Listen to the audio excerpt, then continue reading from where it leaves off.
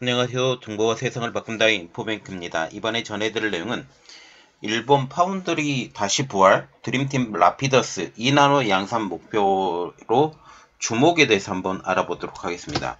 여러분의 구독, 좋아요, 그리고 필요하시면 알람 설정까지 부탁드리겠습니다. 지금 과거 전 세계 반도체 시장을 호령했던 일본이 다시 일어나고 있습니다. 그 주인공은 지난 11월 설립한 라피더스. 전 세계는 라피더스 출현에 관심이 집중되고 있는데요.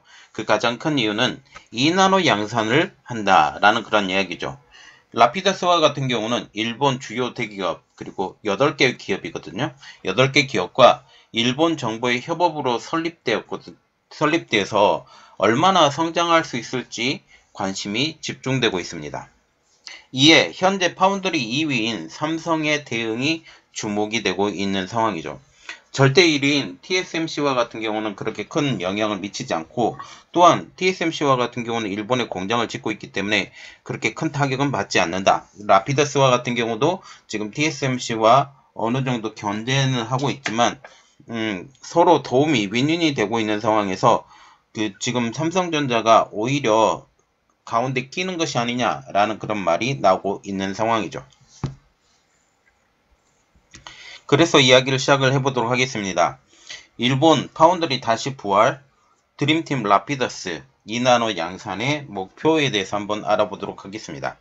밑에 그림을 보시면 지난해 3분기 글로벌 파운드리 시장 점유율이라고 지금 나와 있는데, TSMC와 같은 경우는 56.1%로 1위, 그리고 삼성전자는 15.5%로 2위, 지금 3위는 UMC, 4위는 글로벌 파운드리, 5위는 중국의 SMIC로 지금 나타나고 있는 상황이죠.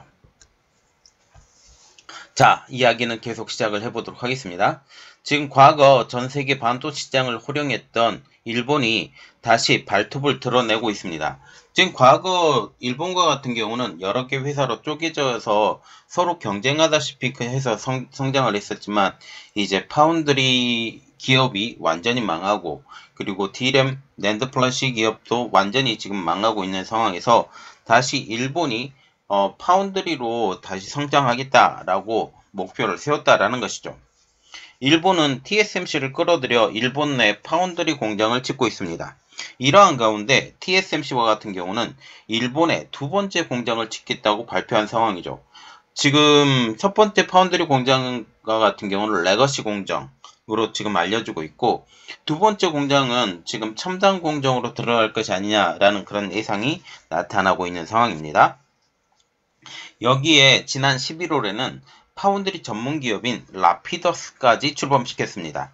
특별히 눈에 띄는 것은 라피더스의 2나노 양산 목표 발표이죠. 라피더스는 2027년까지 최첨단 공정인 2나노 양산 목표를 발표하면서 전 세계의 주목을 끌고 있습니다. 특히 2나노는 아직까지 누구도 개발하지 못한 미개척 분야라 관심이 집중되고 있는데요. 그리고 지금 3나노와 같은 경우도 지금 양산 수율이 낮고 실제로 가격 대비 성능이 많이 높지 않다라고 분석이 나오고 있는 가운데 2나노 양산이 결코 쉽지 않은 상황까지 지금 보여지고 있죠. 7일 일본 요미우리 신문 등 주요 외신에 따르면 차세대 반도체 국산화를 목표로 설립된 일본 라피더스의 코이키 아스요시 사장이 다음 달까지 새 반도체 공장 부지를 선전하겠다라는 뜻을 내비쳤다라고 보도를 했습니다.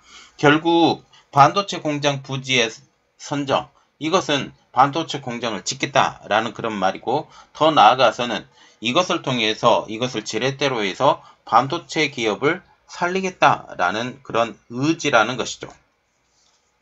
고이케 사장은 요미우리와의 인터뷰에서 반도체 생산에 필수적인 물과 전력 공급이 안정적이고 교통이 편리한 곳을 라피더스 공장 부지로 선정하겠다라고 말했습니다. 우리가 여기서 눈여겨야 될 것은 물이죠. 물과 전력 공급, 그리고 교통이 편리한 곳, 이 세 가지 삼박자가 다 맞아야 된다라는 그런 이야기죠.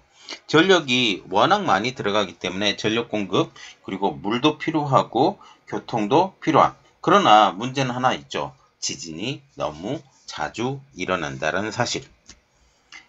라피더스는 지난해 11월 도요타와 소니, 소프트뱅크, 키옥시아, NTT, NCC, 덴소, 미쓰비시 UFC 은행 등 8개사가 설립한 차세대 반도체 업체입니다. 우리가 하나하나 회사를 뜯어보면 이 회사들이 지금 반도체 칩을 필요로 하는 회사인 것을 우리가 알 수가 있죠. 도요타 자동차 회사이죠. 자동차 회사 같은 경우는 점점 더 지금 자율주행차로 넘어가고 4차 산업혁명으로 지금 넘어가고 있는 상황에서 반도체 칩이 더욱더 지금 고성능화된 지금 이러한 상황이죠.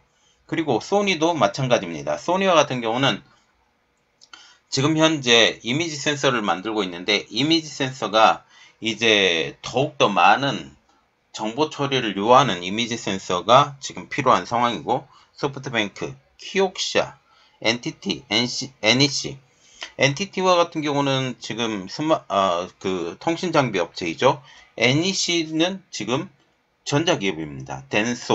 덴소도 지금 자동차 반도체를 제공해주는 그런 업체이고 미쓰비시 은행이 이제 재정 담당 이렇게 보시면 되겠습니다.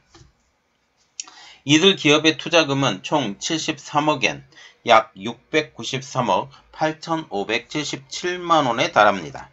설립 당시 각사로부터 소액 출자 이외에 일본 정부가 라피더스에 700억엔 규모의 지원금 지급 협의를 의결을 하였으며 향후에도 일본 정부 입장으로 전폭적인 지원을 한다고도 발표를 했습니다.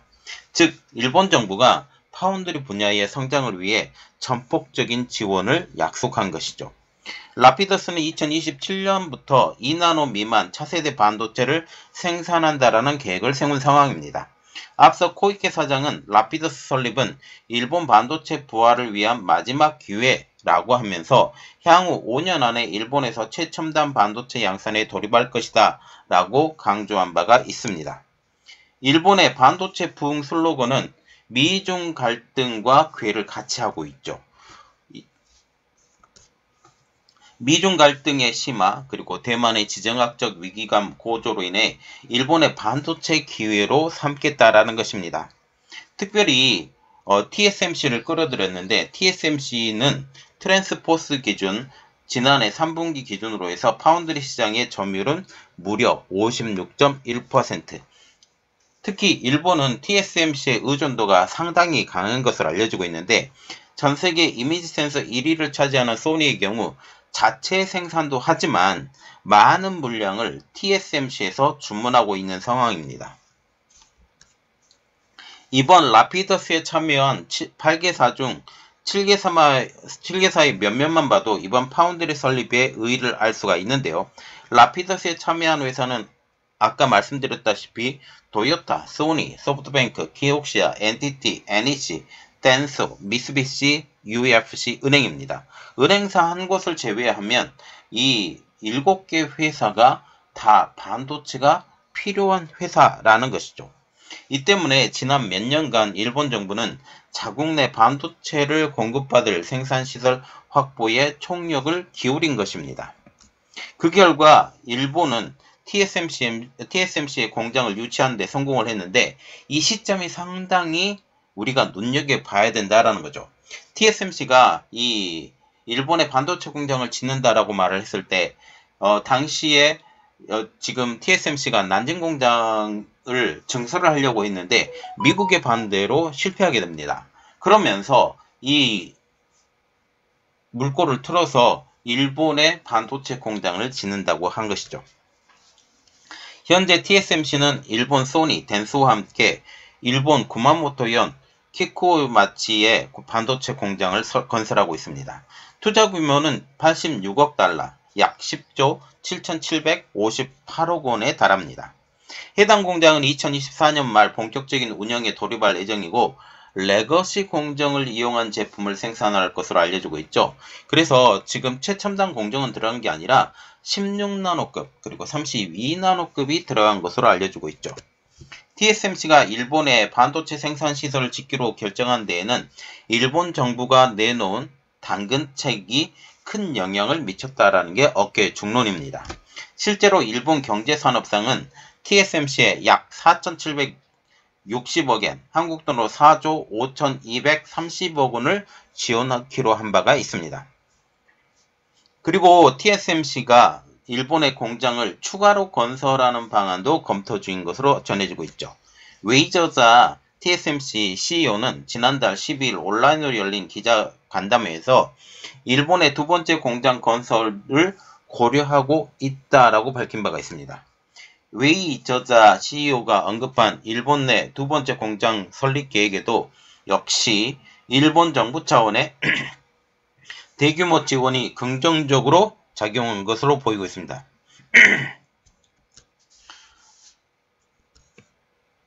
특히 일본에서 2나노 제품 양산을 선언한 배경에는 미국의 도움이 절대적인 것으로 알려지고 있죠. 일본은 미국과 함께 3,500억엔, 한국 돈으로 약 3조 3,249억 원을 투자해 차세대 반도체 연구 거점을 신설하기로 한 것이죠. 일본은 해당 연구 거점을 통해 2나노 수준 첨단 반도체 개발 및 양산하는 데 목표를 두고 있는 것입니다. 이 연구소에 참여한 대학들만 해도 우리가 그 면면을 알아볼 수가 있는데요. 도쿄대, 산업기술종합연구소, 이화학연구소 등 주요 대학과 일본 국책연구소가 이 연구소에 함께 지원하는 것으로 알려지고 있습니다. 가장 눈에 띄는 것은 IBM의 참여. 물론 IBM과 같은 경우는 공식적인 참여 발표가 나지 않았지만 참여하는 쪽으로 지금 알려지고 있죠. 미국의 IBM이 초창기 멤버로 활동할 가능성이 높은 것으로 전해지고 있기 때문입니다. IBM의 경우 지난 2014년 글로벌 파운드리에 반도체 사업부를 매각한 이후 삼성전자와 기술적 협업을 통해 지속적으로 지금 파운드리 기술을 축적해 왔기 때문이죠. 반도체 생산 기술이 아주 뛰어납니다. 특히 IBM은 2011년 5월 2나노 반도체 기술을 공개했을 정도로 기술력이 탄탄한 것으로 알려지고 있죠. 해당 반도체는 이미 삼성전자에서 생산될 것으로 지금 추측이 제기된 상황입니다.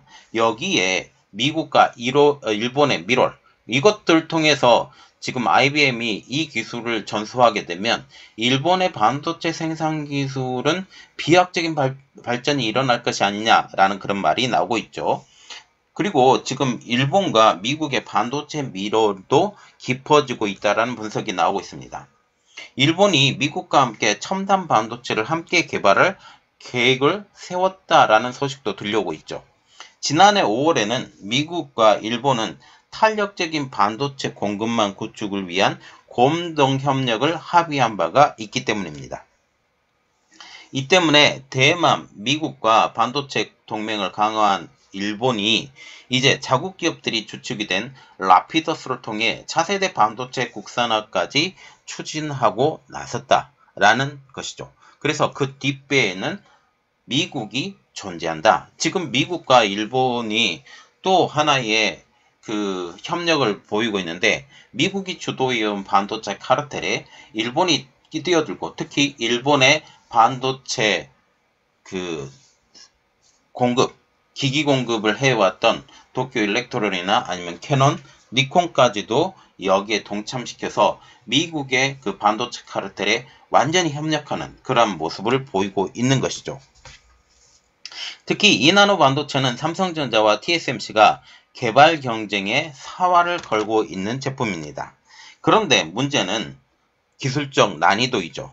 2나노 반도체를 생산하려면 GAA, Gate All Around를 이용할 수밖에 없다라는 거죠. 지금 핀팩 공정글 같은 경우는 최대 그 개발이 3나노까지밖에 되지 않는다라는 분석이 나오고 있습니다. 여기에 3나노 반도체보다 더 미세한 공정을 요구하는 것도 더 큰 문제로 대두되고 있죠. 이러한 난이도에도 불구하고 일본은 선단 공정 확보하기 위해 공격적인 투자에 나선다라는 입장입니다.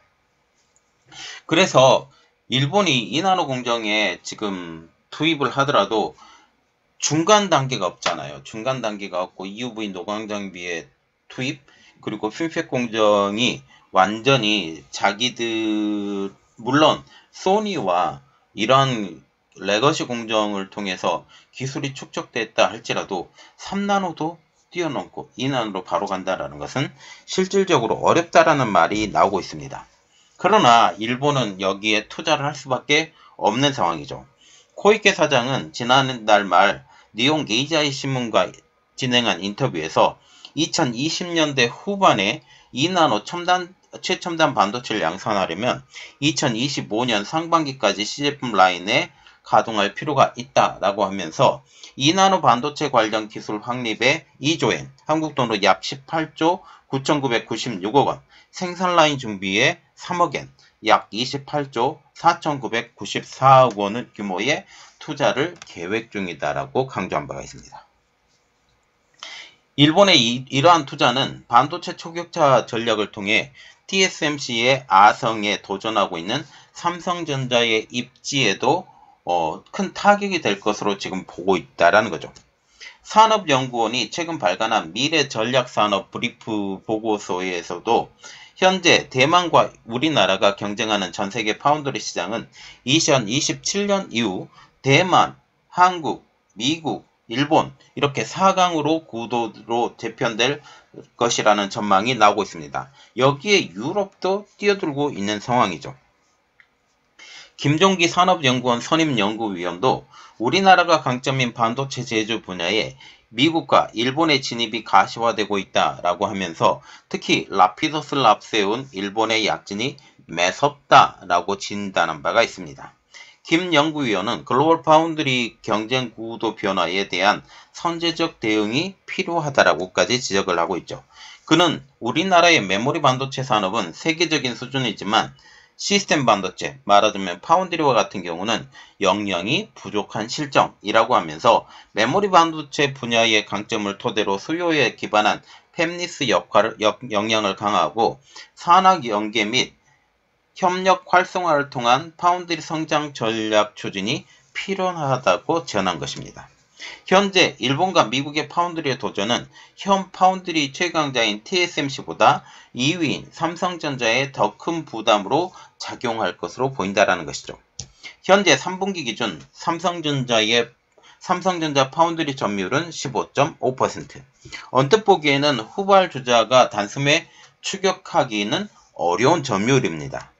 그럼에도 불구하고 업계에서는 향후 2나노 미만의 첨단 반도체를 앞세워 주요 고객사를 빠르게 선점한다면 라피더스가 삼성전자를 충분히 뛰어넘을 수 있다라고 판단을 하고 있지만 이것은 그 기술이 완전히 개발되고 적용되고 수율이 안정화가 되었을 때 그리고 가격 측면으로 이 안정화된 그 수율이 높아야 이 반도체의 가격이 떨어지는데 이렇게 되지 못했을 경우는 큰 문제가 생길 수도 있다라는 점도 우리가 알 수가 있습니다. 삼성전자의 경우 지난해 10월 발표한 로드맵을 현실화하는 데 힘쓴다라는 구상을 가지고 있죠. 삼성전자는 2025년 2나노, 2027년 1.4나노, 그래서 14옹스트롱 공정을 도입한다는 데 발표한 바가 있습니다. 이 로드맵을 보면 라피더스보다 더 빠른 2나노에 진입한다라는 거죠. 라피더스와 같은 경우는 2나노 진입이 2027년. 그래서 삼성전자가 약 2년간의 갭이 있고 지금 TSMC도 2025년에 2나노 진입을 선언을 한 상황입니다. 그리고 인텔과 같은 경우도 지금 2025년께 2나노 진입을 지금 선언을 하고 있는 상황에서 라피더스가 지금 2나노 진입이 상대적으로 늦다라고 볼 수가 있죠. 이것도 계획대로 된다면이라는 조건이 붙지만요. 향후 EUV 펠리클의 적용, GAA를 먼저 선점했던 효과로 TSMC보다 더 나은 2나노 및 1.4나노의 수율을 기대할 수 있을 것으로 보입니다. 삼성전자는 그룹의 미래 먹거리로 파운드리를 점찍고 천문학적인 투자 계획을 발표한 상황이죠. 삼성전자는 지난해 5월 바이오, 반도체, 신성장 IT 등 미래 신사업을 중심으로 향후 5년간 450조 원 규모의 투자 계획을 발표한 상황입니다. 선제적 투자 및 차별화된 기술력, 세계 새로운 시장 창출로 반도체 초강대국 달성을 주도해 국가 경제 발전에 기여하기 위해서라는 것입니다. 이는 이재용 삼성전자 회장의 뜻과도 일맥상통하고 있는데요. 지난 2019년 4월 이 회장은 시스템 반도체 비전 2030을 제시하면서 메모리 반도체에 이어서 파운드리를 포함한 시스템 반도체에서도 확실히 1등을 하겠다라고 선언한 바가 있습니다. 그러면서 2030년까지 시스템 반도체 생산 및 R&D에 171조 원을 투자해 전세계 파운드리 업계 1위인 TSMC를 넘어서겠다라고 강조한 바가 있죠. 특히 올해인 2023년은 삼성전자 반도체 초격차 전략 실천의 원년이 될 것으로 보이고 있습니다. 삼성전자는 지난달 31일 열린 실적 컨퍼런스 콜에서 파운드리 사업은 Share First 전략으로 수요에 신속하고 탄력적으로 대응하겠다라고 밝힌 바가 있죠. 지금 Share First 같은 경우는 공장을 먼저 지어요. 공장을 먼저 짓고 여기에 지금 부품을 주문이 들어오면 이 공장을 운영하겠다라고 지금 얘기를 한다라는 거죠. 이어 차세대 GAA, Gate All Around 공정 경쟁력을 바탕으로 3나노 2세대 공정의 신규 고객 수주를 올리고 2나노 1세대 개발에 집중해 기술 경쟁력을 강화하겠다라고 덧붙이고 있습니다. 특히 우리가 3나노 2세대에 대해서 이제 관심이 집중되고 기대하고 있는 바는 이 3나노 2세대부터 펠리클을 적용한다. 물론 이 EUV 펠리클이 3나노 2세대만 적용하는 게 아니라 지금 5나노, 7나노에도 다 적용이 되기 때문에 이러한 것이지만 지금 7나노 공정의 주문량이 점점 줄어들고 있는 상황에서 5나노에 집중하고 3나노에 집중하는 이 상황에 이제 반도체 펠리클의 존재는 더욱더 필요한 상황이 되는 것입니다. 자, 지금 보시면 일본이 라피더스를 통해서 지금 반도체 파운드리의 재진출을 선언을 했습니다. 물론 낸드 플래시를 만들고 D램도 만들고 있는 상황에서 물론 D램 회사는 지금 미국의 마이크론에 넘어가고 있는 상황이고 D램 회사도 지금 미국 회사인 웨스턴 디지털에 넘어간다라는 그런 이야기가 나오고 있지만 이렇게 함으로써 미국과 일본의 그 밀월 관계는 더욱더 심해지고 있다라고 보게 되는 것이고 이렇게 우리가 보면서 미국과 지금 일본은 더욱더 반도체 협력을 강화하고 있다. 이러한 상황에서 지금 삼성전자와 SK하이닉스가 중국에 공장을 가지고 있는 것, 이 중국에서 이제 새로운 선단 공정을 하지 못하는 이러한 상황에서 이제 삼성전자와 SK하이닉스가 중국을 빠져나올 수밖에 없는 상황, 이러한 여러 가지 모습이 주목되고 있다라는 사실이죠. 이러한 것들을 우리가 보면서 지금 삼성전자의 대응이 궁금하고 지금 일본이 2나노 공정을 성공할 것이냐, 아직은 미지수입니다. 아직은 미지수이지만 지금 미국의 전폭적인 지원, 특히 지금 삼성전자와 협력을 했던 IBM의 지원이 우리가 눈에 띈다라는 그런 측면까지 봤습니다. 이 진행 상황을 나오는 소식이 있으면 여러분들에게 알려드리도록 하겠습니다. 이번 내용은 여기까지 했고요. 저희 내용이 여러분들에게 도움이 됐다고 생각을 하시면 구독, 좋아요, 그리고 필요하시면 알람 설정까지 부탁드리겠습니다. 감사합니다.